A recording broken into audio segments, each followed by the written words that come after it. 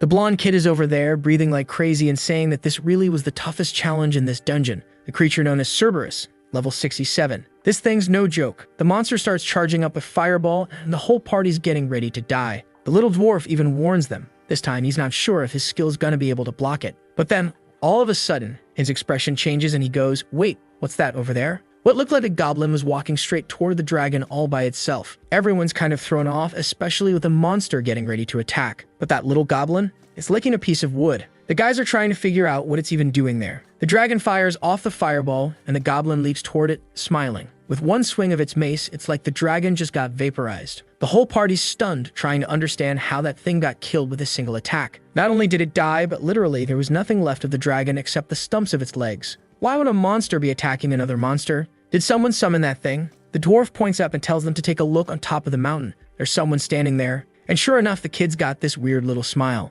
They're all convinced he's the one who summoned that goblin. But then it cuts to our boy hauling around a sack of cement, asking where he's supposed to put it. Right away, it's obvious. Our guy works in construction. Just like you'd expect, he's weak as hell, and he sees himself as a goblin. That's because he can't get out of low-level dungeons, just like how goblins are always stuck in the beginner ones. Some people win the lottery, some are born rich, some are born good-looking. And then there's him, born to be the goblin of the human world. No talent, barely gets any experience, and his life's a total mess. Suddenly, someone next to him asks if he's ever heard of Mr. Cha. Word is this guy's been playing Gate of the Gods and hasn't shown up to work ever since. Some older dude saying it sounds like this Cha guy landed a secret class and turned his whole life around. Gate of the Gods is a virtual reality game that's been getting a ton of hype lately. The experience is insanely real. So real that people actually forget about real life while playing. Come on, artificial intelligence, bring that to me already. The tech was still brand new and cutting edge, but thanks to all the PC cafes spread around Korea, even someone broke down on his luck and totally screwed like him could play a little. And obviously, with demand inside the game being so massive, the in-game currency started gaining real value. People were throwing a ton of real-world money at items from that world. Fittingly, Gate of the Heavens became a total game changer, a game that flipped everything on its head. Our guy used to enjoy this kind of thing. Used to. Because there he is now, pulling off his ultimate move. His big finishing move is mining some rocks. He lands a solid hit and gets 3 minerals. Right away, he's got his hands on his head like, how is this even possible? His class, his talents, they're so bad that he actually loses money playing. He can't even earn enough to pay for the damn VR capsule he's renting. Where's that part of the game where he's a legendary hero, surrounded by a party full of gorgeous women, and ends up marrying one of them? The game's called Gate of the Heavens, so why the hell is he stuck in this nightmare? But everything changed the moment he found an advanced healing crystal, something worth at least 300,000 won. He gives it a big ol' lick and starts celebrating, saying that now, finally, his life is about to turn around. But while he's busy slaughtering all over it, someone calls out to him. He glances to the side, and the only thing he notices is, damn, she's really hot, and her thighs are massive. She's standing there saying he seems like a pretty skilled miner. She's seen him here every day, right? By any chance, does he have a high mining skill? Turns out, her team's stuck in this dungeon with a massive rock blocking the way. Problem is, none of them have the skills to break it. That's why she was looking for a talented miner like him. He quickly admits his skill is actually pretty low, and if they're planning on going into a dungeon safely, they'll have to take out all the monsters first. The dwarf tells him not to worry. They'll handle all that, just follow along. Our guy finds it kind of funny that a dwarf is asking him for mining help. But then the knee kisser in the group pipes up and goes, hey, just cause he's a dwarf doesn't mean he automatically knows how to mine. That's stereotyping. Our boy, though, is more lost in thought.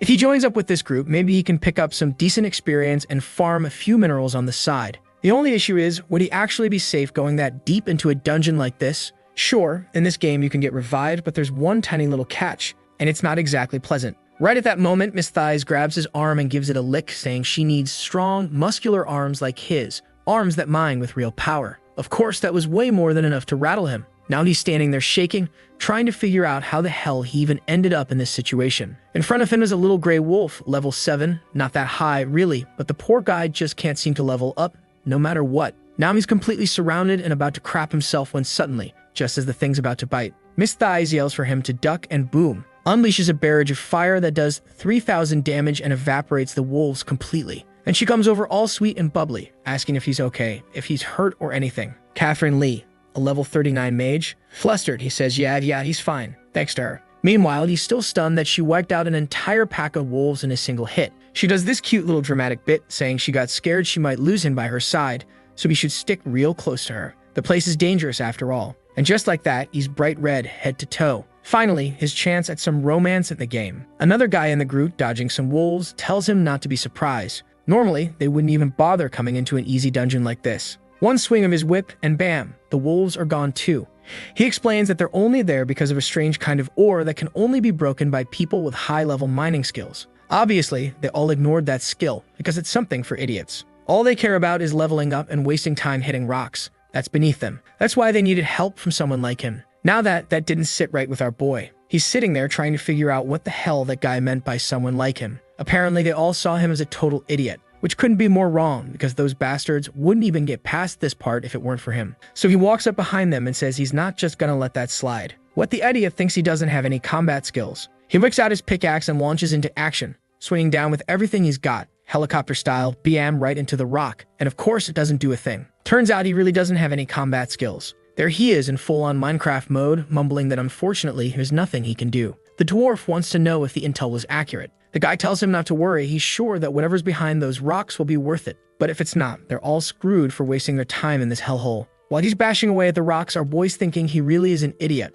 risking his life, getting bullied, all for some spare change. But then again, that's just how jobs are, even construction work is the same. So screw it, he keeps swinging. Another boring day, more smashing, more pickaxe swings, until finally the place opens up. Behind the minerals he cleared out, there was a hidden dungeon. Everyone's in shock, he's cheering, saying there's no way they just found something secret like that. Usually hidden dungeons are packed with special rewards and can even unlock secret classes. Together, they just found the Golden Gateway. Catherine Lee, the little traitor, asks, "Hey, what do you mean we?" And right then, the guy with the whip sneaks up behind him while our boy's still smiling, thinking his life's about to change. But boom, Sin mode gets activated. He takes a hit, smacks so hard he drops 480 HP and can't even breathe. Catherine comments that it's kinda crazy they needed a trash miner like him to even find this hidden spot, but hey, it worked. She tells him not to hate them, but unfortunately, since they did all the fighting and he just broke rocks, he doesn't get to keep any of the rewards. At that moment, the protagonist realizes they knew about the hidden dungeon all along. They plan to kill him from the start. The other guy grabs him by the hair and says of course they knew, like they'd waste time with trash like him if they weren't 100% sure. And yeah, looks like he got hit again. His body's flying through the air, spinning like a rag doll. A little while later, he opens his eyes, confused. Why is he still in the dungeon? Last thing he remembers, the bastard killed him, or maybe just knocked him out cold. Were they actually more decent than he thought? Not even close. It was the advanced healing crystal. It restored his HP to full when it hit 0. The problem is, the item breaks after it's used. So right then, the 300,001 he was about to make, gone. He slams the ground, shouting, trying to figure out where his money went. But then he notices, at that exact moment, the secret door is still open, which means the dungeon isn't over yet. And there's no way in hell he's walking out of there after those bastards made him lose his crystal. He knows he won't be able to clear the dungeon himself, but damn it, he'll do whatever he can to screw them over too. They'd better be ready, because the nightmare is coming. Our boy dives in, but turns out it's a staircase, and he falls, losing 80 HP. At least he made it inside in time, and yep, no doubt about it, this is the secret dungeon. In front of him stands the Goblin Sanctuary, and he wants to know, why the hell is that smug little freak sitting on that throne with that arrogant grin? Still, he's pretty sure. If this is a goblin dungeon, it probably won't be anything too serious. He figured something secret would be way harder than this. So how's he supposed to mess with those guys if they're just dealing with easy stuff? But something feels off, it's a little too quiet. So where's everybody? Out of nowhere, he trips on something, and when he looks down, it's the dwarf, covered in blood. The poor guy hadn't logged out, and he's still asking if our boy has any kind of revival skill. That would be real generous of him. Our guy notices the dude is holding down the logout button, probably trying to camp the spawn point in hopes of scoring some rewards. Truly a greedy little dwarf. Right then, the system throws a warning. This dungeon is extremely high level, way beyond his capabilities. He should leave immediately. His expression shifts, and then he hears a scream. It sounds familiar. He turns his head and sees the whip guy getting snatched up by something that looks straight out of Attack on Titan. And Catherine Lee, she's under the monster's foot, a level 80 creature named Jiger. Their whole party's around level 30, so there's absolutely no way they can take on something like that. And then, it doesn't just bite him. The thing spins its mouth and rips with its teeth. Our boy just listens to the sound of it, completely horrified. And here comes the tragic part. Plenty of games try to add realism, but Gate of the Heavens went way beyond. It implemented full-on sensory systems. And yeah, that includes pain. There are some safety protocols when monsters deal damage, sure, but it's a whole different story when the creature's dozens of levels above you. She begs for help. He just tells her to screw off. What the hell is he supposed to do against a level 80 monster? The worst part of this pain system, if a trauma hits your brain, it doesn't go away even after your character revives. And in extreme cases, it can even lead to brain death. They call it forced retirement. Now he's slipping away quietly, whispering that he wants no part of this. This wasn't his fault, and there's no way in hell he's gonna try to be a hero. Those bastards called him in. They can die there too. He's walking away all chill, saying what really matters to him is surviving, even if it's alone. But then, a message pops up above. The Goblin Lord has sensed an unusual affinity with your cowardice and weakness. Now he's crying, snot dripping, trying to figure out what kind of cursed nonsense this is. Goblin Lord. He looks up at the statue and yells, "What's this about calling me weak and cowardly? Like hell, he wants to be like this. He didn't choose to be powerless. If he had even a shred of strength, he wouldn't be trying to run." And just like that, Catherine Lee gets crushed. Our guy used to dream of working somewhere people didn't look down on him. He wanted to fight monsters, not spend his days mining rocks like it's freaking Minecraft. Seems like his relatives vanished and left him with a mountain of debt, and ever since, he hasn't gotten a single damn thing he wanted in this life. Looking completely wrecked, he says that damn goblin shouldn't be insulting him. He didn't do anything wrong. Who the hell does this smug little goblin think he is, judging him from that throne? He's had it. He's humiliated in real life. He's humiliated in the game. Now even this piece of crap boss is laughing in his face. Fine. He lives like a goblin already, so screw it. Right then, a message pops up. You've become an honorary goblin. A goblin will assist you anytime. He had just met the conditions for unlocking a secret class. The system wants to know, does he want to become a goblin summoner? Still snot-faced and confused, he's like, wait, what? A secret class? There's no way in hell he's accepting some cursed goblin class.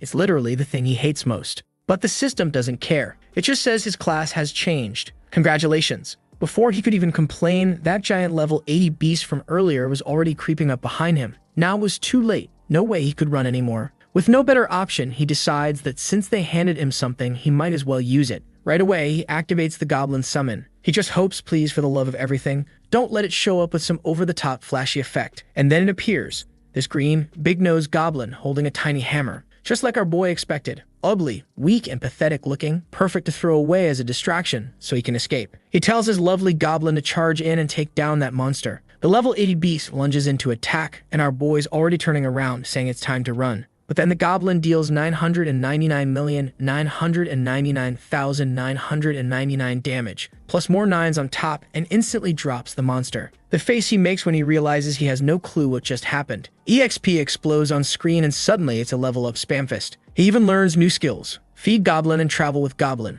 The monster's EXP gets shared and the little green guy's just scratching his head while also leveling up non-stop. Our boy is completely freaked out. How the hell did this ugly green thing manage to kill that monster? The look on his face says it all. This little freak apparently came in at max level. Cut to the real world. When that guy got bitten and the girl got stomped, she suddenly wakes up screaming in her room. A guy in a suit runs over to help and yanks off her headset. But it's too late. That kind of shock, you don't recover from it. It's what they call forced retirement. Back in the dungeon, the goblin's handing out 999s left and right. Our boy's leveling up like crazy while the green menace marches ahead. Big Nose is breaking everything in sight, and our protagonist yelling for him to chill. At this rate, you won't be able to gather all those nice little ores. Look at the name of this gremlin, Skim Chalsu. Yeah, that's why I kept calling him the protagonist, my boy, our boy. And now the guy's already hit level 31. He comments that the dungeon marked as cleared the moment his goblin took down that level 80 monster. But weirdly enough, since his whole party died, the only way he can leave is by dying too. Looks like the dungeon bug out somehow.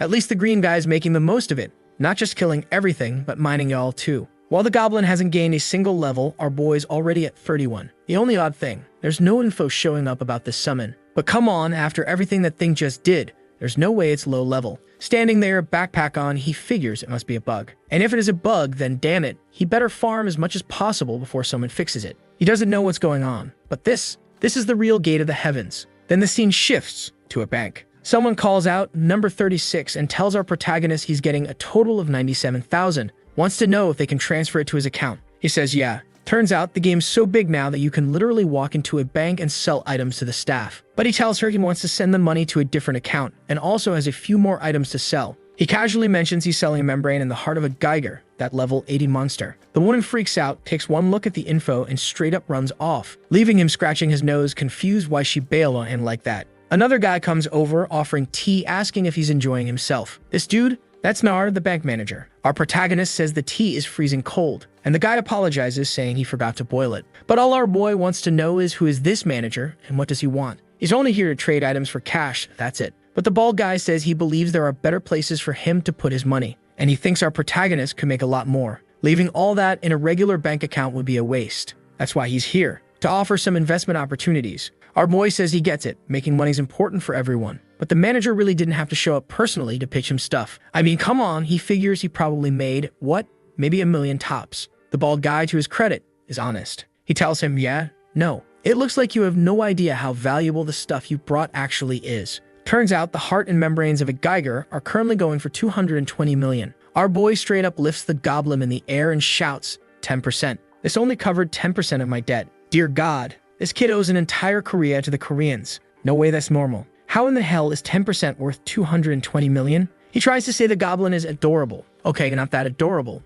Let's be honest. But you can't go around selling something like that and pretend it's nothing. Worst part is now he's walking through town with this weird little freak licking railings, and for whatever reason, he can't unsummon it. Naturally, everyone's staring, whispering, like, why is there a goblin walking through the city? What's going on? But hey, at least now he's not the ugliest thing walking around. That's a win. The goblin, though, just keeps yelling and yelling until suddenly he freezes. Someone goes, what the hell is that? It's a red-haired guy with a sword on his back asking why there's a monster in the city streets. Apparently, the guy's name is Patton, the annihilator. Right away, our boy knows this guy must be strong, but also wonders, who the hell gave him that title? Someone chimes in and says, ah, he gave it to himself. That's all he needed to hear. This guy's definitely not all there. Our protagonist tries to explain that the green guy isn't actually a monster, but Patton rushes in swinging anyway, only to get blasted straight in the face with a 99,999 and smacked into a wall, passed out cold. Everyone watching? Yeah, they all saw it. The annihilator just got annihilated.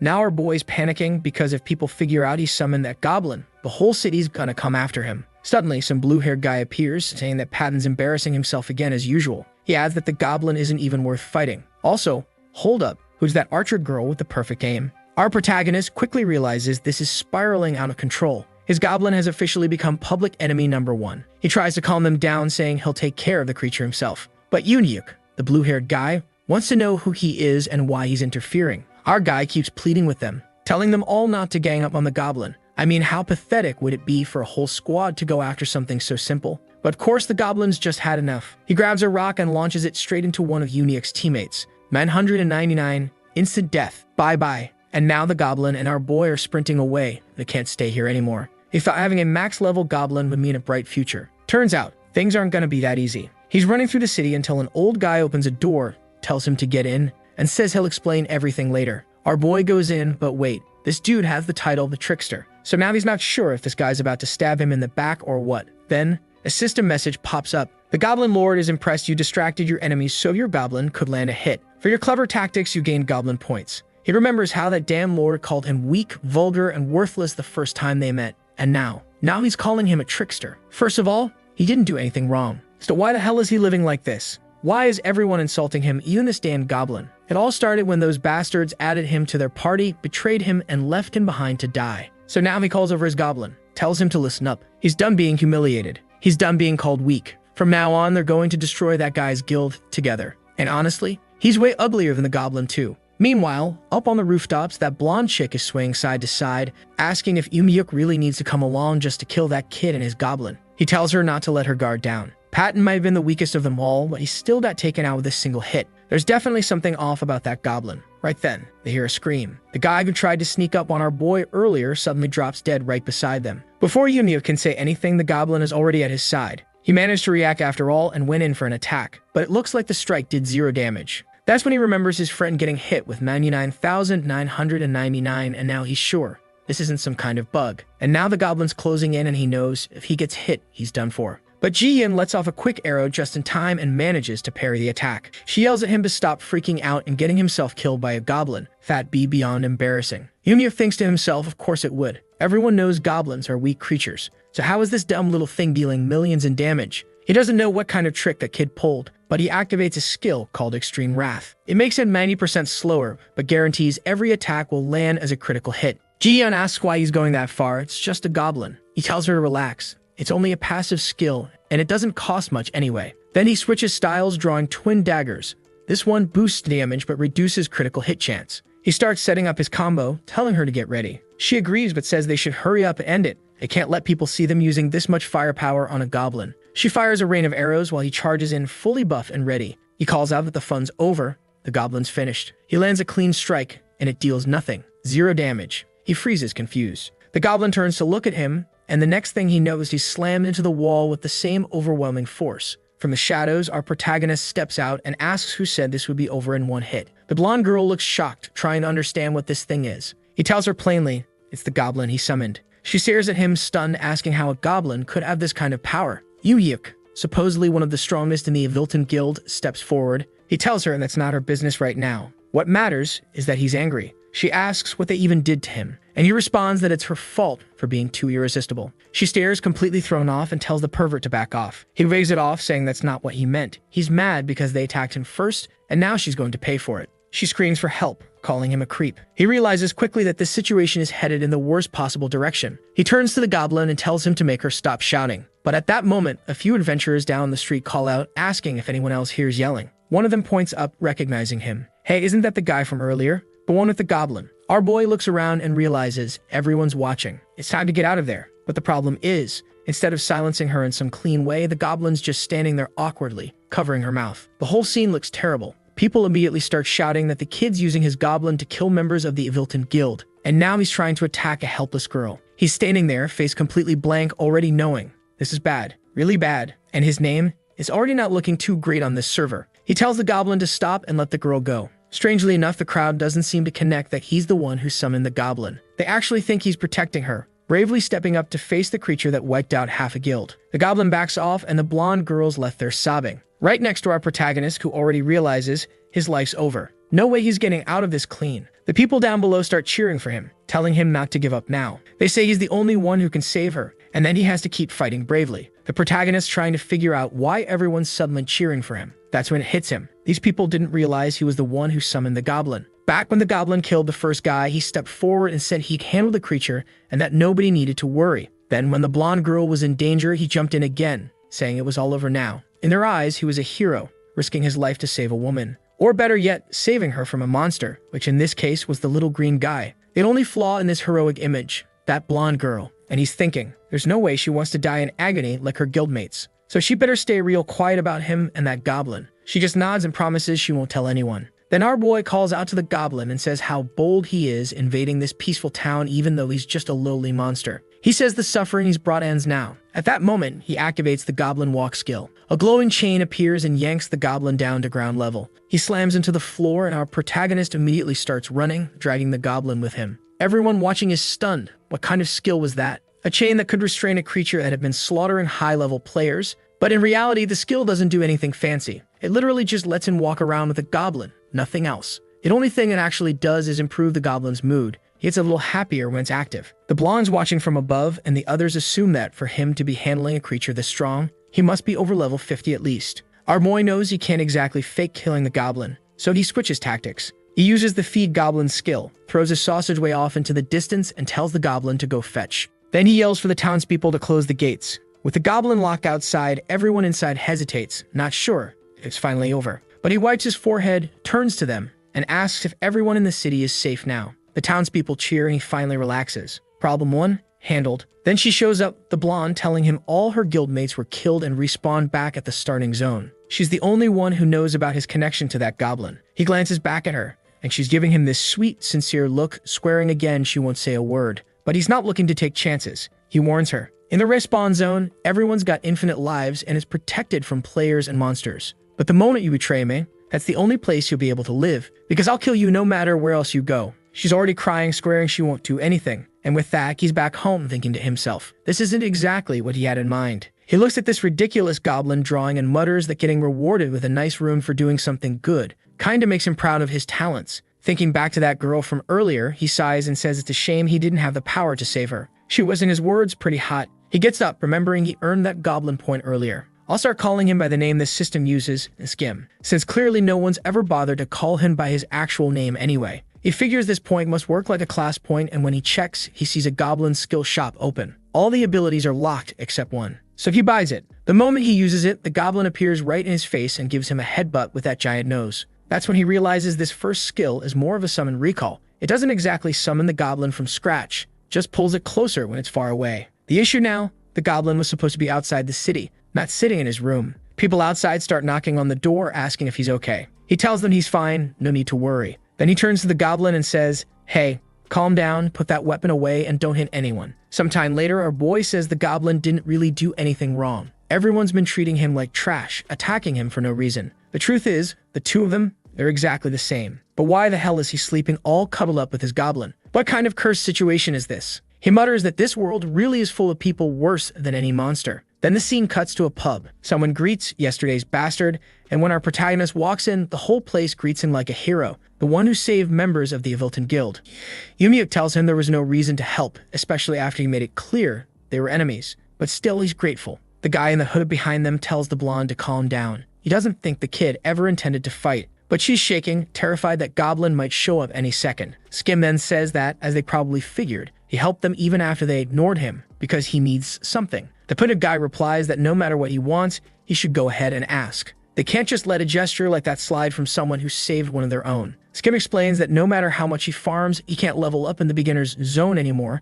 He's past level 30. He's heading for the next area, and he needs their help. Uniak asks if he's talking about Florindel. He knows someone perfect for that. Right then, an old guy at the table next to them chimes in, saying he's that person. And the look on Skim's face says it all. That's the same guy who stabbed him in the back. The guy tries to cover his name tag so Skim won't read it, but Skim already knows and demands to know what the hell he's doing here. The old guy tries to defuse it, saying it was all a misunderstanding. Now that he's heard Skim supposedly defeated that goblin alone, he's sure he's a lot stronger than he thought. Maybe even stronger than everyone else in that room. Most of them are level 28, but there's one guy in the corner. Skim's sure if that guy came at him, he wouldn't survive. The old guy starts explaining, in beginner zones like this one, there are 5 dungeons, like the grassland area with slimes, the mines, a forest, and so on. Places where players can go grind and level up. But if he wants to leave the Lev region, he has to clear a raid dungeon. Unlike the open dungeons, raid ones have timed gates. They only open and close at specific hours. Plus, they have a cap on how many people can go in and a limited number of attempts.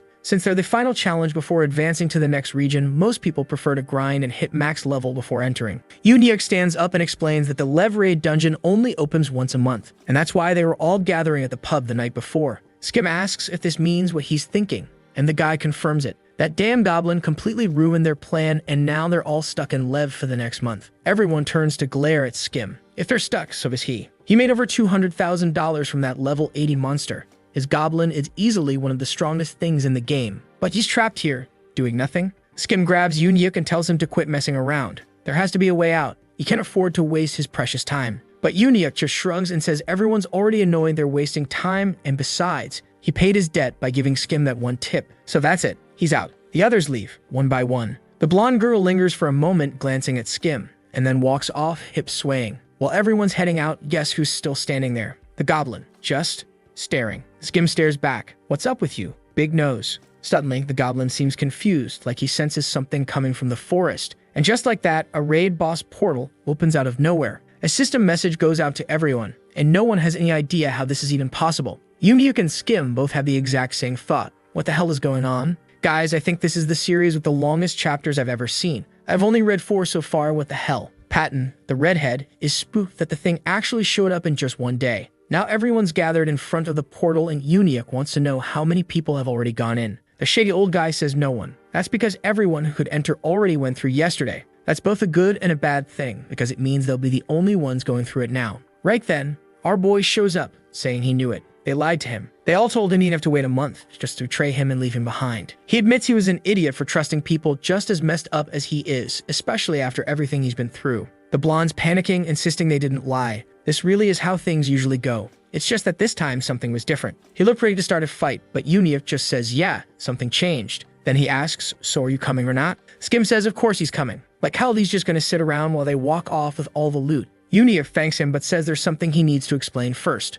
According to the info they got, they'll be facing the raid boss known as Reverend. That means the second they enter, they'll come face to face with it. Everyone's still pretty confident though because it's a boss slightly below their current level. So maybe they got this. Patton says their guild leader might not be around, but the rest of them are more than enough. They all jump in together, saying it'll be over in 10 seconds. Yumiak steps forward and calls the rest of the guild to follow. Skim turns to the goblin hiding behind a crate and tells him to stay hidden. It'd be a real problem if people found out they were working together. But no worries. This time he's keeping his eyes open. He won't be betrayed again like he was by that other girl. Oh, and look at that. He already bought another advanced healing crystal. Enough playing around. He sprints through the portal and enters the dungeon. Right as he steps inside, he finds himself face to face with a massive steel boss level 40, and everyone's running around in total panic. Something's off. This isn't what they were supposed to walk into. Yumiuk turns and demands that the old guy explain what the hell is going on. The guy claims he has no idea why things changed. Shigen calls out to Kim Chulsu, "Yeah, we finally learn our boy's real name,"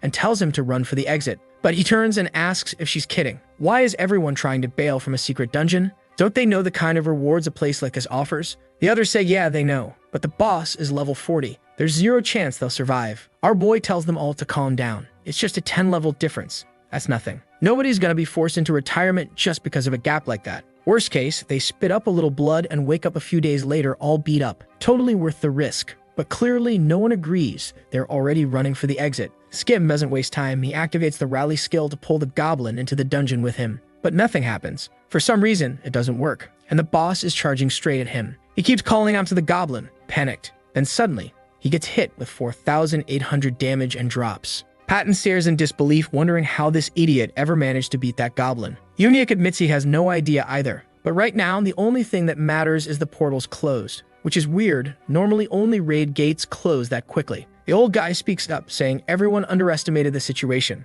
A raid, no matter how unlikely, can also become a secret dungeon. Which means they weren't just fighting a normal raid boss. They were up against the boss of a secret raid dungeon. And now, they've got no choice but to fight. Kim, who's passed out, starts coughing up blood. This game is brutal. The pain from dying to a boss 10 levels above his own was way worse than he expected. And to make it worse, he completely forgot to spend his statue points. He just assumed the goblin would handle everything. The problem is he can't summon the goblin because the portal closed. He just can't believe he's about to miss out on such an amazing chance to rake in all those rewards. Yumiuk, on the other hand, is hyped. He calls everyone over and tells them it's time to start the hunt. Kim's standing close, quietly watching and listening to everything. Then Jian drops a buff on everyone, boosting their speed across the board. The old guy's off to the side, telling everyone to keep up the attack sequence and try to figure out the boss's weaknesses. With the buffs they were getting from GM, there was no way they'd lose. The protagonist wonders why that guy won't just shut up and fight instead of standing there giving speeches. Two of the Vanguard members leap at the boss's leg and launch themselves toward its head.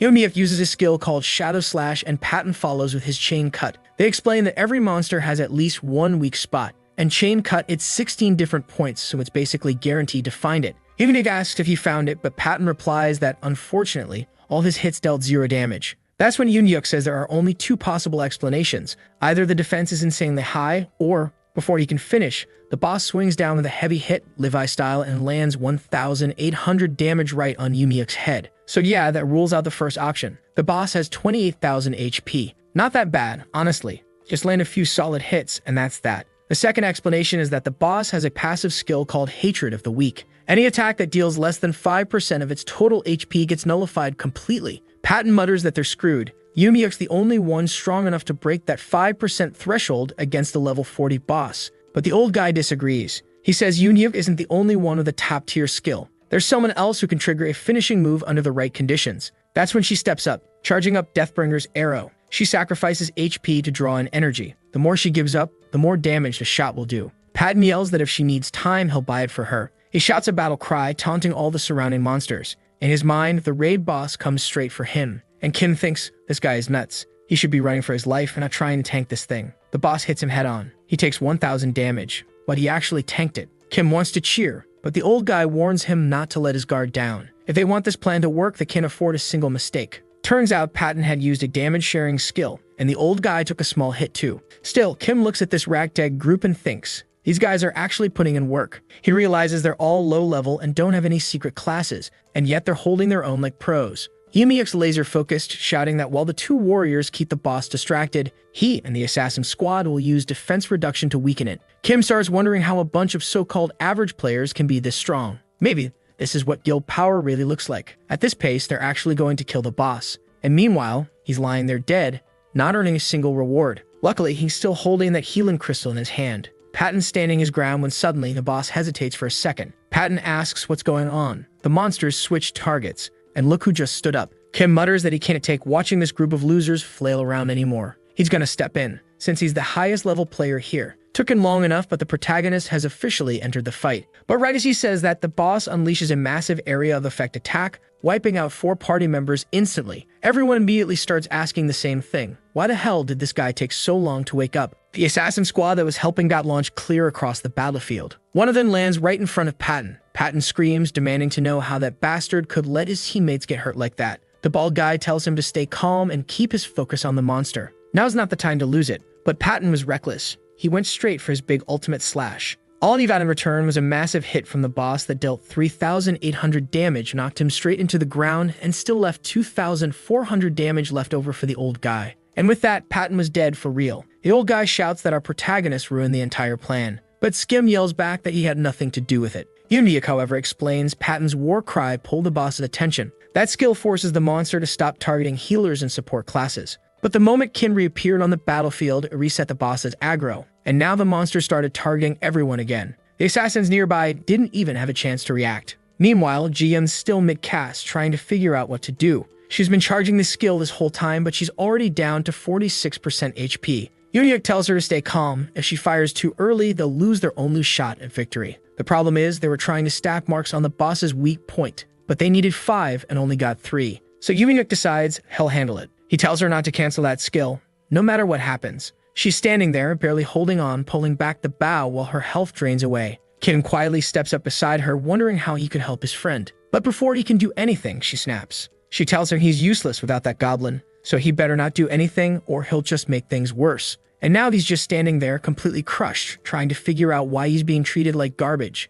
just because he didn't bring the goblin. It's their fault he couldn't summon it. They're the ones who blocked him out of the portal. He stares at the ground, gritting his teeth, thinking, how the hell is he the one being treated like this when he's their only real chance of winning? Fine, if that's how they want it, they can all go down in flames without him. And just as Yoonhyeop predicted, the boss switches targets and starts charging toward Ji-Yun as she's still casting her ability. He knew it would go for the archer first, so he strikes, lands 1,920 damage using his twin blade skill. The boss keeps charging. He slams into a wall, pushes back off, and jumps in with another hit minus 1,912. He knows that if he becomes the one dealing the most damage, he'll draw the boss's full attention. And finally, the boss turns. Now Kim has officially become the target. Even though the boss only has 3 weak points, that should be enough to buy time for Ji-Yun's skill to go off. He activates Rapid Evasion, which should make him immune to physical attacks for 3 seconds. Or at least, that's what should have happened. Turns out, he didn't have enough mana. And right then, he gets hit clean in the chest. Except, Yoonhyeop steps in the way and drops dead right in front of him. Kim stares, completely stunned, and then starts going off, yelling that the so-called genius who had everything under control just died like a moron with 0 mana.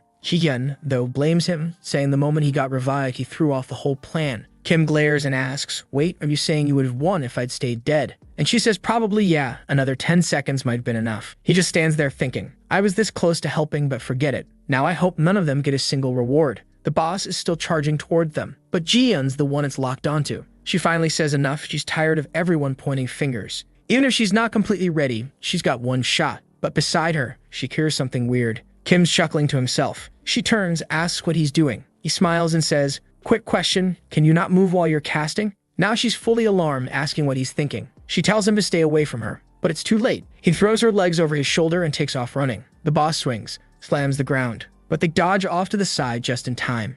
She's freaking out, asking how he's almost as fast as Yoonhyeop. Well, obviously, right? The guy dumped all the stat points he earned, 26 of them, into agility. Not even a brain-dead assassin would have done that. And the second part of his plan worked too, because he acted like a complete jerk, let everyone die and wreck the whole strategy. He earned a goblin point. That's how his talent works. He has to act like a total menace to earn those points. Now he's hauling her around on his shoulder like she weighs nothing. He tells her to fire the damn arrow already, but she says it's hard to aim while moving at that speed. He tells her he doesn't care, she better not miss, because they're gonna pay for everything you went through. That pain? That expensive healing crystal? Someone's paying for that. The kid's spinning around the boss like a damn Beyblade. The boss is swinging wildly, attacking in all directions. But her skill seems to be fully charged now. She's down to 1% HP. He tells her this is it. End it. At the same time, the boss activates an area-wide skill, World Shatter, sending debris flying everywhere. Now they're both screwed. Kim's about to get crushed, and with her sitting at 1%, even the tiniest pebble means instant death. She tells him she can't get a clear shot.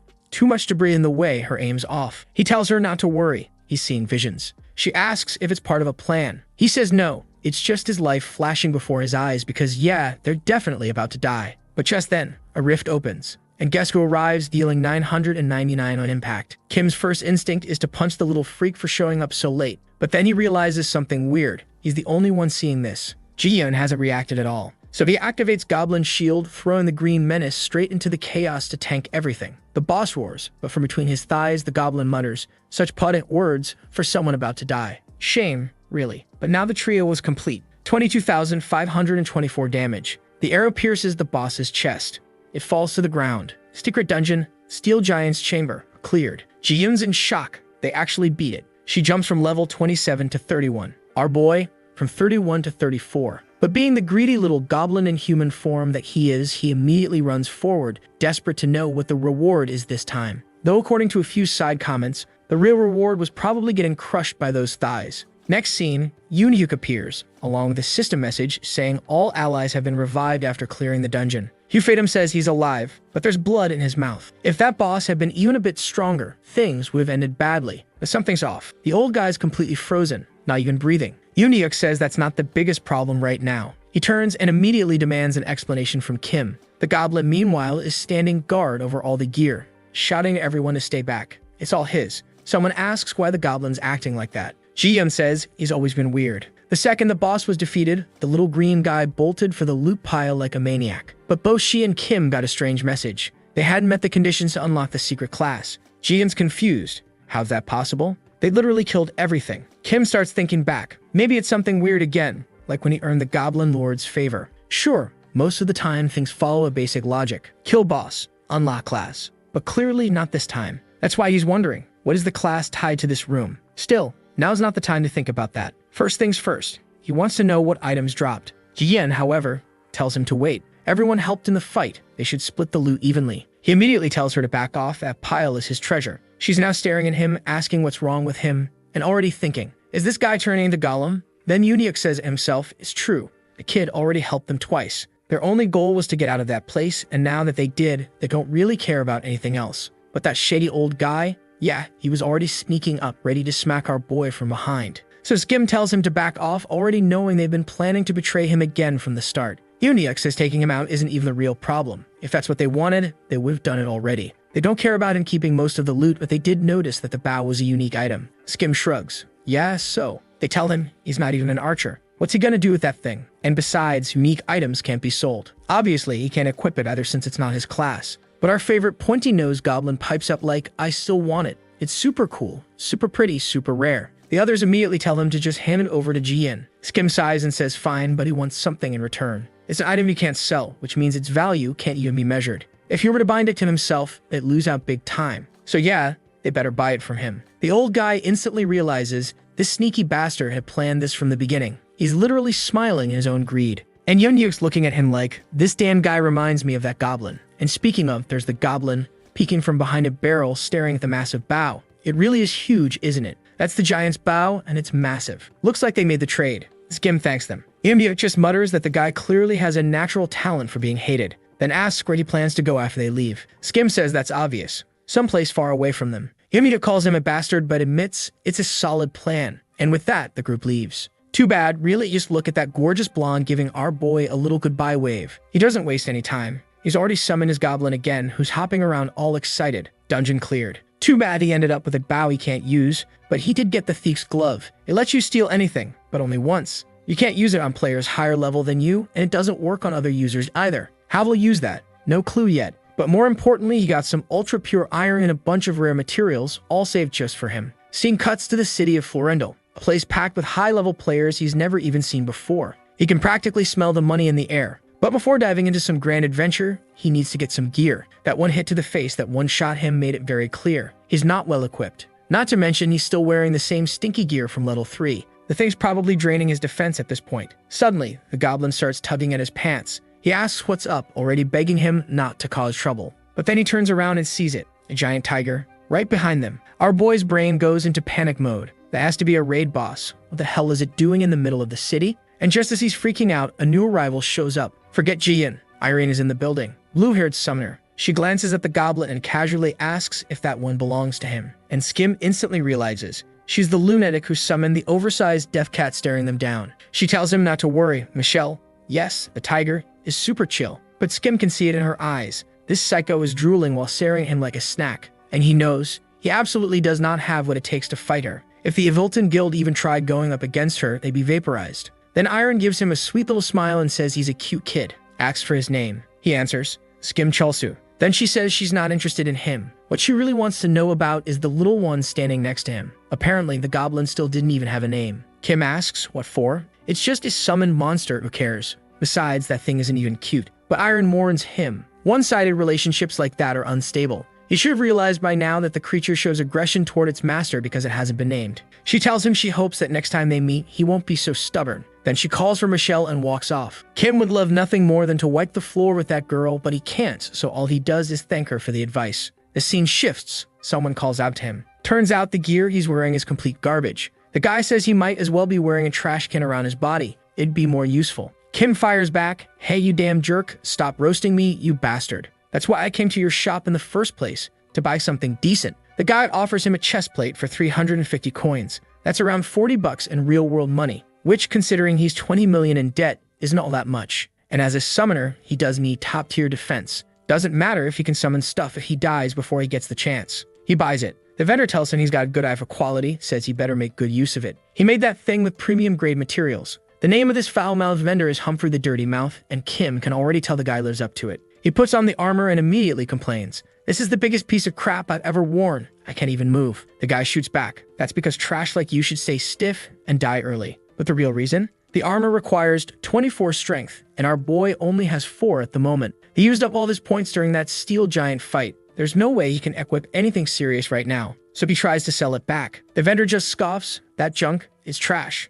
I'll give you 30 coins, tops. Shoddy craftsmanship like this isn't worth a damn. Kim tells him to get lost. He literally bought it from him 2 seconds ago, and the guy was hyping it up like it was a masterpiece. Right in the middle of the argument, Kim notices an exclamation mark floating above the guy's head. Then Humphrey turns to him and says he lost his hammer. Without it, he can't forge a single thing. Kim tells him to take a look at the counter. He sees at least 4 hammers right there. But Humphrey insists. He needs one specific hammer, and it's probably down in a water dungeon near the entrance of the village. He says it'd be real helpful if Kim went to find it. Obviously, that triggers a quest. The reward, the ability to process materials and craft armor, which sounded very useful. Now it all made sense why those materials Kim sold earlier were worth so much. If he could take the rare stuff from that secret dungeon and turn it into gear, yeah, that'd be real profitable. He instantly says he's on it. Quest accepted. Kim's confident. He doesn't need any party or friends, it's just him and his goblin. This dungeon, piece of cake. Give it 30 minutes and he'd have it all wrapped up. But then Humphrey yells, what the hell do you think you're doing?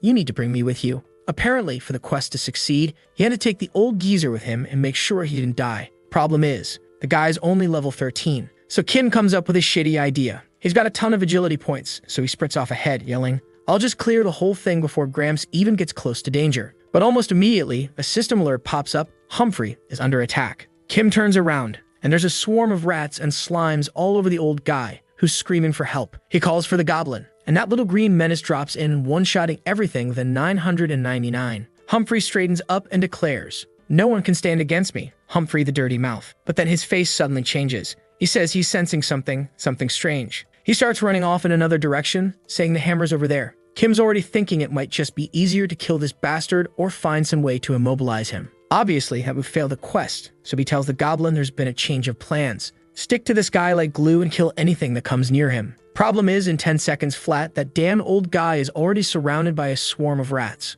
Then again, not that big a problem. The goblin's already charging ahead, landing those 999s left and right. The old guy's feeling himself, shouting about some secret technique and saying this is what happens when he goes all in. Meanwhile, Kim just thinks this guy's a total weirdo, but hey, at least he's safe. So far, so good. Then Humphrey yells for him to stop underestimating him. He activates his battle cry, claiming he's about to show what he's really made of. The skill pulls in all nearby enemies, and next thing you know, some crowned skeleton wakes up in a tomb along the whole army. Right then, the damn thing's standing in front of them, demanding to know who shouted and woke him from his eternal slumber. Humphrey just says, finally, this dungeon's starting to get interesting. Kim, on the other hand, is wondering why this guy is clearly trying to make the mission harder with every step. But there goes the goblin again, tosses a rock in the air, catches it, and hurls it straight at the skeletons. It bounces off the wall and lands a full 999 across the board, clears the whole path. 3 hours later, our boy's exhausted. And from the looks of it, that damn blacksmith is still trolling him non-stop. They killed so many mobs, Kim's leveled up 3 times.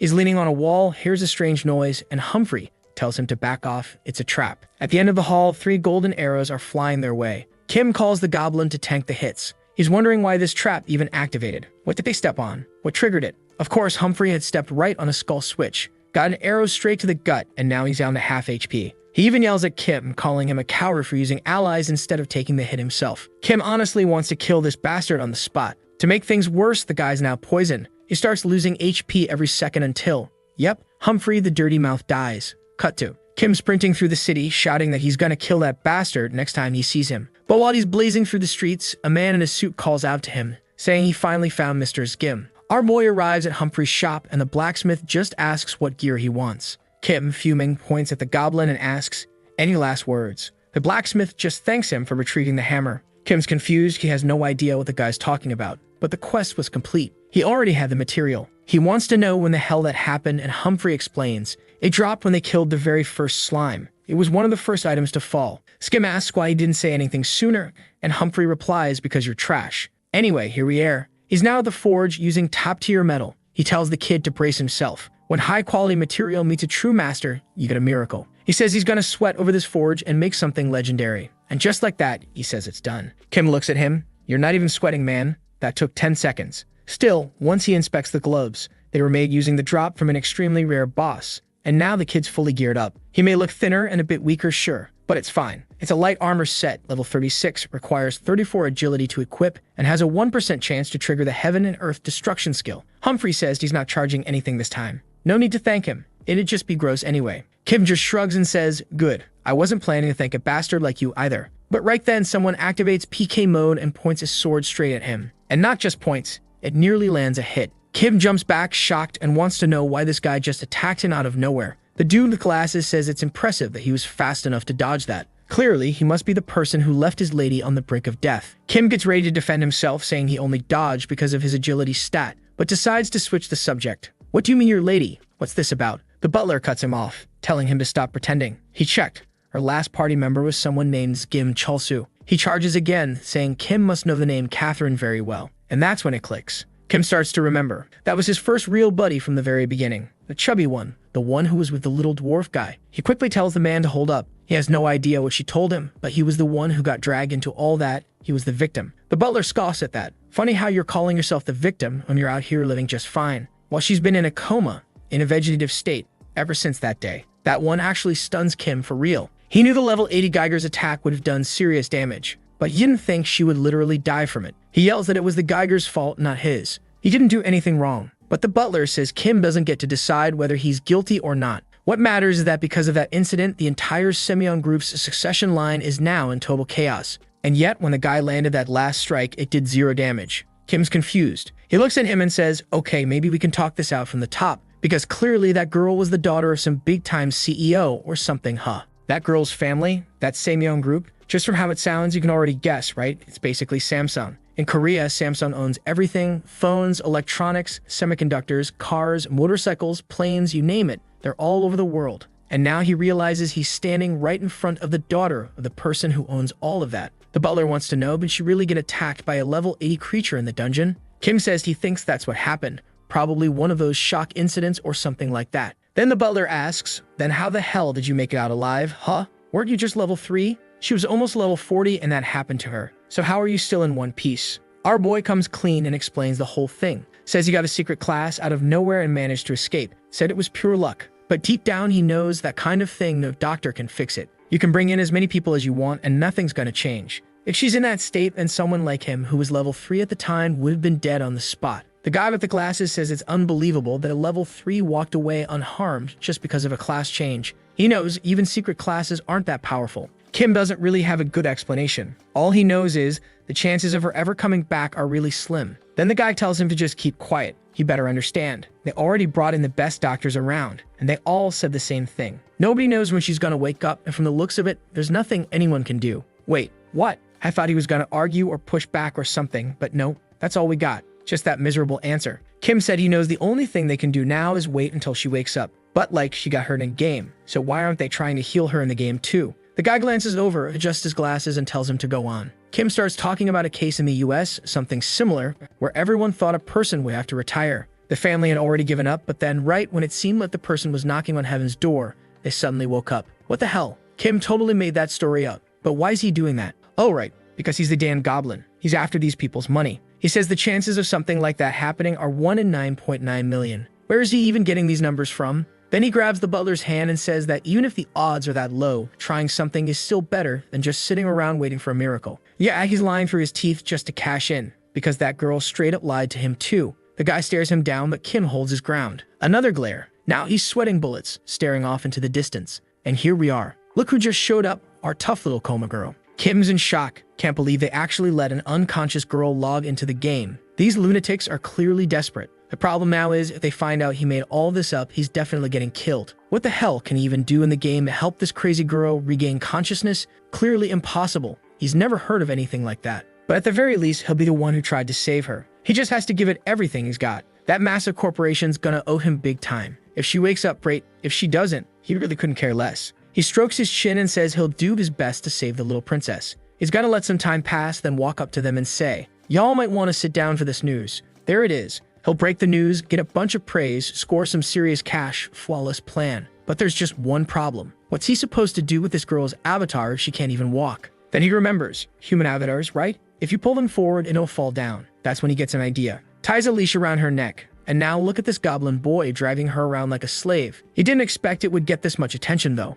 People are already whispering about it, talking about how this guy's using a goblin to carry a girl around. Calling him the worst player ever, saying he deserves to die. He tries to calm everyone down, saying he'd never do something like that he's close to the girl. But then the mustache guy chimes in, says now he's the one who feels close to our boy and really feels like beating the crap out of him. Kim instantly realizes, yep, once again, his reputation in the city is going straight down the drain. Then someone calls out to him. Oh no, not again. Here comes that damn old con artist. In the alley, our boy mutters that he never thought he'd run into Sungreal again, the persuasive. But the old man snaps, says his name is the cunning, damn it. And now he's figured it out. It was Kim who summoned the goblin. Kim just shrugs and says he did what he had to do to get out of a jam. Then he wants to know, what's the Avedon Guild doing in the area? What are they planning? Sungreal tells him to relax. The guild doesn't always move together. Players are usually scattered, and that time, everyone just happened to be gathered to finish a raid. Our boy remembers this bastard's got a lot of info, so he demands he spill something about the guild. But Sungreal tells him to keep it down.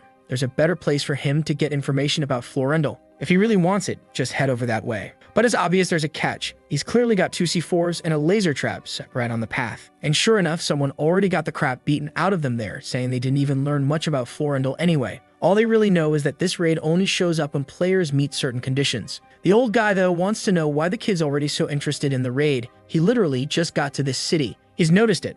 Every single time, the boy's always in a rush, running back and forth like he's got somewhere to be. Kim says it's obvious. He wants money. And the money? That's with the stronger monsters, in the more dangerous places. Of course he's got to take advantage while his bug's still active, right? Once they take away his goblin, he's screwed. The old man explains that, look, he just got here. Even if he wants to charge ahead, there are steps that need to be followed. And the next step, speaking of which, is in the city of Phoenix, Elbasar. That's where you pick up the main quest to keep progressing, and there's a ton of high-level players there too. Weirdly enough, Kim immediately lights up, yelling that that's exactly what he's after. The main quest, high-level stuff, the whole deal. So he better speak up and say where it is. The guy gives him the location and Kim just slams him to the ground and tells the goblin they're heading out. But that's when he notices, wait a sec, where's the girl the goblin was supposed to be driving along? The look on his face, man, total panic. In some alley, 2 creeps are hanging around talking about how the gear, and what's under the gear, looks pretty nice. Stick bastards trying to sound poetic about it. They think she just went off to the bathroom or something and clearly believe she won't be able to resist anything they're about to do.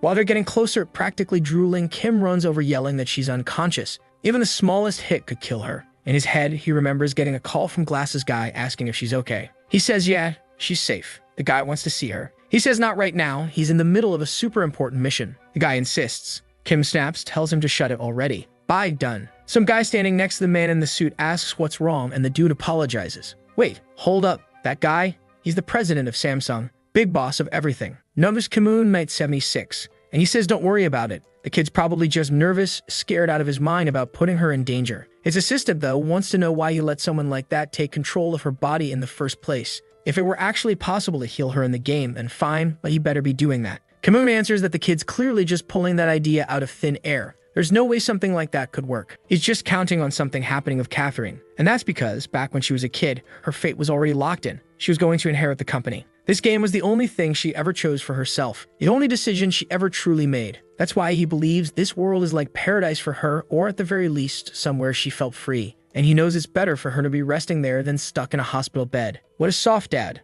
Meanwhile, our boy is out here running around, trying to bring this girl back to life. Well, trying is a strong word. He's mostly faking it. He's exhausted and wondering why they even programmed this trash lung system into the game. On top of that, finding her is gonna be a nightmare. Then he remembers, when he gave up his head and took shelter with that elf, he got Goblin Point. He decides to take a look at his skills, and one of them is life sharing. He could use his own health to restore a bit of the goblins. Useless at the moment. But then he notices another skill, Goblin Throw. Yeah, the name's pretty self-explanatory. So he uses Goblin Summon, grabs the goblin in his hand, and launches him. The little guy soars over the entire city and instantly points in one direction. Bingo! The rascal knows where Catherine is, and now Kim is sprinting over, foaming at the mouth, yelling that he's here to save the day. But he runs straight into the two creeps in the alley who want to know what he's doing there. Right away, one of them comments that he's even uglier up close. And besides, they're the ones who are gonna take care of her and make her feel good. Kim tells them to screw off. He's not here to make her feel good in any way. So who the hell are these two losers? The one with the mustache smirks and says they're two very handsome guys whose favorite hobby is rescuing women in danger. Kim tells the creeps to quit acting like heroes when they're the ones putting her in danger. But before he can even finish, the guys lunge at him. Kim instantly loses it, and just like that, it's over. The two of them are lying dead on the ground, taken out by the goblin. Now he's mocking them, asking how it feels for two so-called handsome dudes to get their asses kicked by an ugly guy. He's laughing like a maniac when a soldier shows up nearby, wondering what all the ruckus is about. And there's Kim, tongue sticking out, dragging Catherine along with him. The guard shows up right away, demanding to know why they killed two people and were in the middle of kidnapping a woman. No way they were walking away from a crime like that in this city without consequences. Kim tries to calm him down, says he was the one who got attacked first and this whole thing isn't fair. But deep down he knows there's no way this guard is gonna believe a word he says. And if he gets caught now, he'll be tossed into jail, and he doesn't have time for that. Luckily, there's only one guard around, so maybe now's the perfect time to take him out and bolt. But suddenly, Sunreal grabs him by the shoulder and says he'd been looking for the kid. Kim snaps at the lying bastard to get lost and demands to know what he's doing there. The old man warns him that if he kills a guard like this, he'll be hunted down by NPCs for the rest of his life, so he better think twice. Then Sunreal walks over to the guard and starts sweet-talking him, thanking him for all this hard work protecting the people. The guard, of course, immediately gets suspicious, wants to know who he is, what he's plotting, and tells him to keep his hands where he can see them. But the old guy uses a charm ability, kind of a bribe for NPCs, and slips him some coins to boost the relationship meter. The guard's hesitant, asking if he's seriously offering that much money. The old man says yep, and the guy grabs him, demanding to know why he's trying to buy off an honest man. His relationship level takes a nosedive right away, since bribery is still a crime. Kim, however, realizes that somehow the old man basically got himself arrested in his place, and the path is now clear. Turns out that lying bastard actually did something decent for once, but now standing in front of this massive building, Kim wants to know why the hell he can't go in. He heard that the main quest was inside. While he's complaining, this blonde guy outside the place tells him not to bother. That door hasn't budged in a while. Kim asks who he is, and the guy introduces himself as Shin. He says that just watching Kim casually knocking on that door makes it obvious. He's new in town. He says he likes the kid's eyes, though. They've got that real adventurer's intensity. And since that's the case, why not help out in some lost ruins? Kim's already furiously mashing the skip button, hoping to shut this guy up. That's when he receives the main quest. Show me your skills. He has to bring back the core of a golem from these ruins to prove what he can do. Now, arms crossed, Kim mutters that this NPC's hilarious. Could have at least mentioned what kind of dungeon it is. Turns out it's a dodging type dungeon, not the kind where you just go in and kill everything. Still, with his max agility, it shouldn't be too hard. The real problem is that he's dragging this girl with him. He's got to make it through without ever taking even a scratch of damage. So he tells the goblin to stay behind with her while he dashes ahead and uses rally. He gets ready, kicks off running, and before you know it, bam, he's already on the other side. Super fast. He activates the rally memory and the goblin comes flying over. That little dude lands all smiles, tongue flapping out. But just let that figure, right? The rope goes taut, she's still tied to it. And poor Catherine, man, I'm already feeling sorry for her, is starting to get yanked along. Kim shouts for the goblin to do something, anything, before she falls into the lava. She's inches away from slamming into one of the ceiling blades, and our boy's practically panicking. She ends up flat on her back on the ground, completely wrecked. Right away, he runs to her, calling out her name, telling her to get up. She cannot die here, not in a place like this. If she does, he's totally screwed. And from the looks of it, we're about to take a deep dive into her memories. Back in her memory, her father, Kimun, is demanding to know why she came home late again and whether she was out with that group of so-called friends. He tells her that, at her age, friends don't mean a damn thing. They're worthless people she'll forget about one day. And on top of that, he saw her leave wearing a short skirt and makeup that made her look like some kind of night worker. So apparently she's decided she wants to live like human trash. Jeez, that was brutal. She's crying, apologizing, but her father just says that today she's going to learn a lesson. She looks to her mom for help, but all she gets is a cold stare and silence. Then her dad tells her she's the only failure in his entire life. God damn, that hit hard. I actually felt bad for the girl. She's just stuck there, frozen. Our boy turns to the goblin and asks, "What the hell do we do now?" Weirdly enough, the goblin suggests that he's never gonna find another chick as hot as this one, so maybe he should try waking her up with a little mouth-to-mouth. What the hell? But Kid knows this is just a game. There's no real air or physics. There's no way that would actually work. It was impossible from the start. Still, I mean, she's kinda already deadish, so might as well try, right? At best, it might just jolt her mentally and force her to snap back. But of course, that's exactly when the butler shows up, right as Kim's making that stupid kissy face. And immediately, he's like, "Now I see what you were really after. You little creep. I'm gonna kill you." Kim panics and tells him to calm down. She's fine. There's nothing to worry about. She's not gonna die. The butler replies, obviously. He's logged into the game 24/7, keeping an eye on her. Not to mention, there's a whole team of doctors surrounding her body IRL. And on top of all that, her equipment is the best available at her level. That white spider magic dress may look soft, but its defense is comparable to steel. The whole reason he logged in was just to make sure this disgusting goblin kid wouldn't lay a finger on her while she was unconscious. He's about to say something else, but Kim just cuts him off with a "screw you" and hangs up. Then he turns to the goblin like, "You heard that right? Her armor cancels out 90% of incoming damage." So the two of them take off running, being chased by a giant boulder, while they're using the girl like a skateboard. They're throwing her across gaps on a rope, making her tank hits from golems, swinging her like a whip. At one point, Kim realizes he got way too excited and literally used her as a projectile. On the bright side, he treated her like garbage and earned a goblin point for it.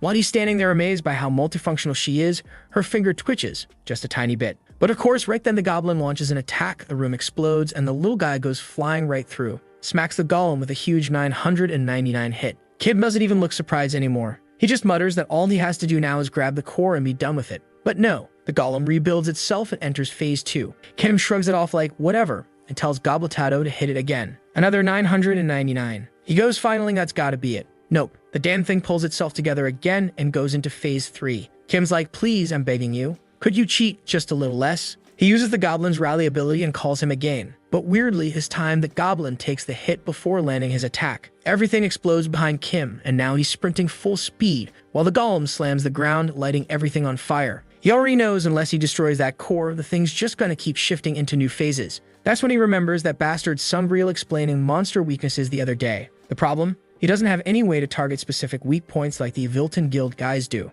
Maybe his best bet is just to beat the absolute hell out of everything until it eventually dies. While he's zigzagging through the dungeon trying to dodge attacks, he ends up running right past Catherine. Poor thing's just standing there, totally out of it, and unfortunately, he dodges, but the golem's punch is heading straight for her face. The moment it hit her, she felt the exact same sensation as when she got crushed by that boss, and just like that, she woke up screaming. The room exploded and Kim bit his fingers in panic, trying to figure out what the hell just happened. He was pretty sure it was fine. It wasn't a super high damage hit or anything. Shouldn't have been fatal. But the boss kept slamming the ground and was now straight up devouring its own arm, as if it didn't know what was going on either. And then, she stood up. And not just stood up, towering, enormous presence. Immediately, she starts shouting, demanding to know what the hell is going on, what this place is, who he is, and why the hell she's there. Turns out she triggered her mage skill, escape. And now she wants answers fast. Kim's frozen. She really woke up. Only issue now is what happens when she remembers she was used as a skateboard. But hey, who cares? She's alive, she's standing. That's what matters most. He just saved the hair to this Samsung group. He's about to get a reward the size of a small country. So he walks over all bent up, trying to explain the situation. Tells her she lost consciousness after being attacked by a monster in a hidden dungeon,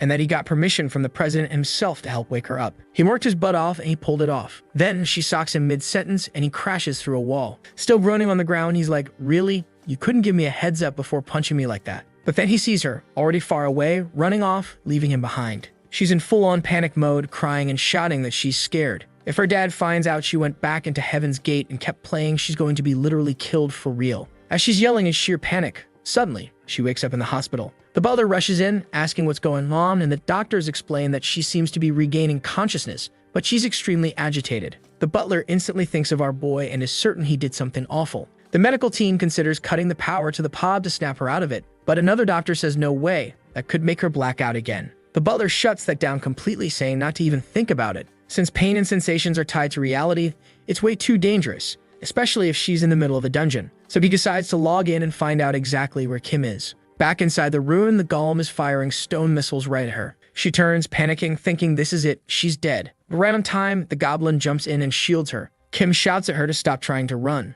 There's no way she can outrun a golem. But she's collapsed on the ground, shaking, crying, repeating, I'm scared, I'm scared. Kim's completely confused. What the hell is going on with this girl? Before things spiral even more, he knows he needs to deal with it. You think he'd go finish off the boss, but no. He actually tells the goblin to knock her out. But then his expression changes. She looks up at him and begs for help. She says she doesn't know what kind of connection he has with her father or the company, but she swears she'll pay him way more than whatever her dad promised if he helps her. He answers instantly. Of course he'll help. They're going to get out of there safe and sound. Just tell him what she wants. But while he might be having fun, she definitely isn't. She says this isn't a joke. She doesn't care how. She just wants to be out of this place. She begs him to kill everyone around her. She wants to get far away from that group, all of them. The awful people, the employees, all of it. Kim's just standing there, a bit shaken. She's crying, saying she's tired of being hit. And just as the goblin's about to knock her out with a blow to the back of the neck, a call comes in from the butler. He's yelling through the comms, telling the bastard to show her right now. He's coming in to get that girl out of there. Kim immediately tells the goblin to stop what he's doing and hold off the golem instead. Then he turns to the butler and asks how the hell he still doubts him this much. He was hired fair and square. He throws a cocky little smile at the girl and says, whatever I'm doing, she looks like she's enjoying it. Kim insists he's not kidnapping her. This was just part of helping her recover. She was doing fine, so there's no need to panic. The butler, confused, doesn't understand what's going on. She didn't seem even remotely conscious, so maybe that earlier reaction was just a seizure or something. He tells Kim that she doesn't seem stable, and if he's in a dungeon, he better get out now. Plus, it's time to end the agreement. They want the girl back. Kim immediately pushes back like, no way, not happening. He says he's in a critical moment right now, but the call cuts off. He mutters that she better be honest about that money she promised, but she admits it was a lie. She doesn't have that kind of cash. Meanwhile, the goblin's still in the thick of it. Kim says she better hand over every coin she's got or he'll sell her back to her group for the reward. Crying, she begs him to calm down. She'll sell everything, even her gear, just please don't tell anyone. He snaps that her gear isn't worth even 6,000, but then she says it's worth 100 million. That's when they both turn and tell the goblin, all right, time to go legit. But for some reason, the goblin is already in stage 5, level 170. Kim is freaking out. Why the hell did this thing grow 4 arms? It was supposed to kill, not level up. He's now running for his life because he knows if that monster even lands one hit, they're all dead. Suddenly, a frost attack hits him and locks up his whole body. He's frozen in place, confused, trying to figure out what the hell just happened. Of course, it was Catherine. She tells him she can't hold on for long, but that spell should be enough for them to escape. And just like that, she takes off running too. Now all 3 of them are making a break for the exit, but there's a rope in the way. Catherine gets snagged by the neck, hits the ground, and the goblin closes in. She cries out for help. That thing's level 170. There's no way she'll survive if it hits her. Right then, Kim sees something different. Back when he left her to die to that monster, it was because he was weak. But now he doesn't have a choice. He has to save her. But he's not a hero. If he takes a hit from one of these things, there's no doctor, no money waiting to patch him up. He'll just die in a hospital bed, and no one will ever know what happened. So he says goodbye. Catherine watches him turn his back and sees it. He's acting just like her mother did, abandoning her. In that moment, it's clear.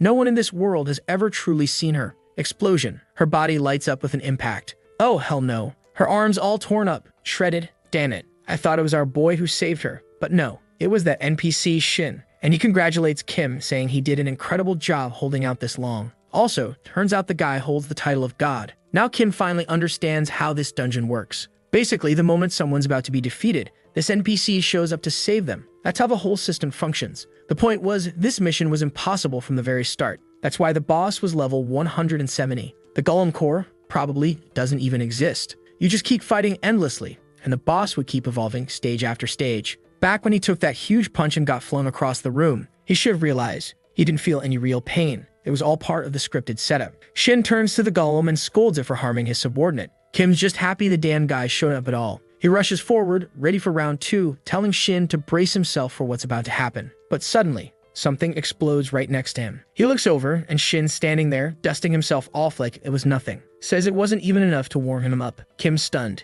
He has no idea how this bastard is staying so calm. He lunges again, only to take another slap to the head and crash to the ground. And that's when he finally notices this so-called God NPC. He's only level 70. It all makes sense now. This place was designed for players between level 30 and 40, So yeah, when a level 70 guy shows up, he basically is a god. The golem was never supposed to go beyond level 45, but our boy went and used his goblin, and now he's turned the thing into an unstoppable monster. Shin stands back up again, repeating that this creature isn't even good enough for a warm-up. That's when Kim realizes the NPC's stuck on a dialogue loop. He's immortal, so he can't die, but he also can't kill the golem. They're locked in a loop. But maybe when Shin materialized, he also triggered the goblin's core. And now, for the first time, this thing might actually be killable. All Kim has to do is figure out exactly where Shin's aiming his attacks. Shin lunges again, striking at the golem's core. Kim jumps in too, trying to go for it, takes another hit. But no, the goblin tosses a boulder from across the room, finishes it off. Shin still throws out one last line, saying that monster really wasn't even a warm-up. If he hadn't been there,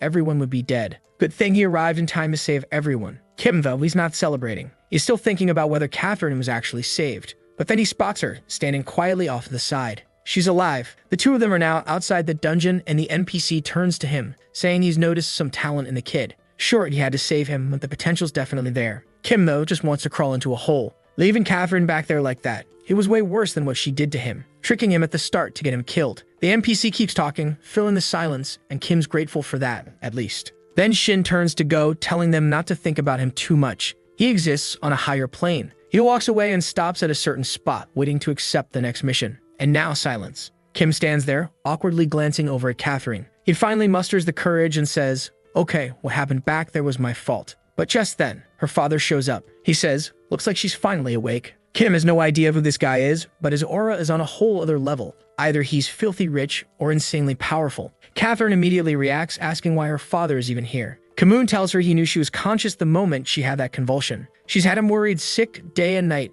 and yet here she is, pretending to be an adult, wasting time playing this stupid game, dragging everyone down. He turns to Kim and thanks him for taking such good care of her. Says it looks like his promise to wake her up really came true. He'll receive a generous reward, and they'll be in touch soon. Then Kamoon reaches out his hand and tells Catherine to come with him. The whole mood turns heavy. Kim's angry at her for being such a mess. But she isn't even mad at him. She's not yelling, not blaming him for abandoning her. She's just walking away. With this look like she's heading straight into hell. Why isn't she asking for help again? Why isn't she begging to be saved? Kim knows the answer. Because you prove he's not someone worth relying on. Not someone you trust. But maybe, just maybe, this time he can save her. And so he shouts, "Wait, both of you stop." Even someone like him knows exactly who that man is. President Han Kamoon, head of the Samsung Group. Famous for being kind, compassionate, a role model. He turns to Catherine and asks, right? Isn't that true? But if that's the case, then why does she look like she's about to die? Why is it that when someone so admired is taking her away, she looks more broken than ever? He grabs her by the arm and says she's coming with him, and demands to know what Kamoon's going to do about it. But all of that, it's just a dream, a fantasy. He's not actually doing any of it. He just stands there, watching her leave, and deep down he knows there's no saving her. Not by someone like him. He's always been the guy who breaks promises, a coward like no other. He doesn't even expect to save himself. So what the hell is he doing dreaming about being a hero? Kim Chulsu. He's just going to be a goblin for the rest of his life. The knights nearby are whispering among themselves. Is that really the Great Knight King? The one who was part of the trio that took down the Duke? Everyone starts shouting and cheering for Knight Kamoon. Then someone asks, out loud, "Hey, who's that hot babe next to him?" Like they literally said that, out loud. And Kamoon just replies coolly, "She's just someone I'm grouped with for now." Then he turns to Catherine and tells her to really think about how people see him and how they see her. She needed to understand the shame it would bring if anyone ever found out she was his daughter. People pass by, shouting his name like he's royalty, while Kim just stands there frozen. Someone shoves past him like, "Hey, why are you blocking the road?" And he just stands there thinking. So it's true. She really was the precious daughter of that guy. But even with all the crap she's gone through, it couldn't possibly be worse than his own life. So why does he feel guilty? He should forget about all of this. He hasn't even paid rent this month, for crying out loud. Suddenly, a voice comes up from the sewer. It's Sungreal, calling out that something big just happened in town. Our boy's spooked, like, what the hell is that scumbag doing here? The old man explains that when he got arrested by the guards, he managed to escape. But now he's being hunted, so he's living underground. Literally. Still, it's not that bad, he says. When women walk by, he sees things that you just can't see from above ground. Kim immediately realizes this guy's a criminal, a full-on creep. But the old man keeps going. That girl standing next to the president, she didn't look like a teammate. She looked hurt. Kim's still off balance, asking who he's talking about. Whoever it was, maybe she just got injured fighting. Who knows? But the old man says, "No, you're not getting it. In the game, all the pain signals are sent to the brain. Your real body doesn't get touched." He explains that from where he was watching, he could see things from a different angle. That girl had signs of physical abuse, real-world injuries. Kim stops. He goes silent for a second, then yells out toward Kim-moon, tells that bastard to stop right there. Says it's pathetic watching someone like him kidnap someone in broad daylight, right in front of everybody. He's a disgrace. Kim-moon calmly turns and says he has no idea what the boy's talking about, but he should be careful throwing accusations like that. It could cause misunderstandings. Kim mocks him, repeats his words in a fake polite tone, then straight up calls him out. Stop pretending to be a good guy just because you're the president of some massive company. It's obvious. He's not the kind of man who follows the law. And then, oh boy, Kim says it. He claims that the girl beside him is his girlfriend. Even Catherine is stunned, and Kim just keeps going saying they already did this and that other thing too. Everyone nearby starts murmuring. If that were true, it would be a full-on scandal. Some are skeptical though, no proof, so it must be fake news, right? And besides, Kim-moon doesn't even flinch. Not a single emotion on his face. He calmly replies that the boy must be confusing him with someone else, and that he's in a hurry, so he'll be leaving now. But Kim steps forward again, telling him not to move. If she's not your girlfriend, then what is she to you? What kind of guy goes around teaming up with a girl wearing revealing clothes like that? A dirty old man, that's who. It's weird, right? An older guy hanging around a young girl like that. People around them start whispering, saying, yeah, it is kind of peculiar. At the very least, it's not normal. Kim-moon just sighs and says it's not even worth responding to. He turns to leave again. But then, someone steps in. Oh no, of course. It's that sly bastard Sungreal again. He steps forward and announces himself as Patrick Sungreal, a loyal employee of the Samsung Group. And when he heard that Catherine, the legitimate heir to the company, was here, he rushed over immediately. He kneels down, takes her hands gently, and says she truly is the future of the corporation. He's deeply relieved to know that she's safe. Catherine has no idea what's going on. She's just standing there, totally confused, and everyone around is murmuring, trying to make sense of it too. Was that girl really the president's daughter? But if that's true, how the hell are they supposed to trust the entire company to someone like her? And what's the logic here anyway? The guy just said she was just someone he teamed up with. None of it adds up. But one thing's clear, things are looking bad for Kim-moon. Kim walks up beside him and casually says, you might as well admit it, idiot. She's your daughter. The only way out now is to own up. Say he made some mistakes raising her. At least that could be spun into a scandal with a recovery arc. And if he does that, Kim promises, he'll act like he's insane and doesn't even know who she is. But if he doesn't cooperate, then Kim's gonna expose exactly what's really going on between them. Kim-moon glares at him, then coldly asks,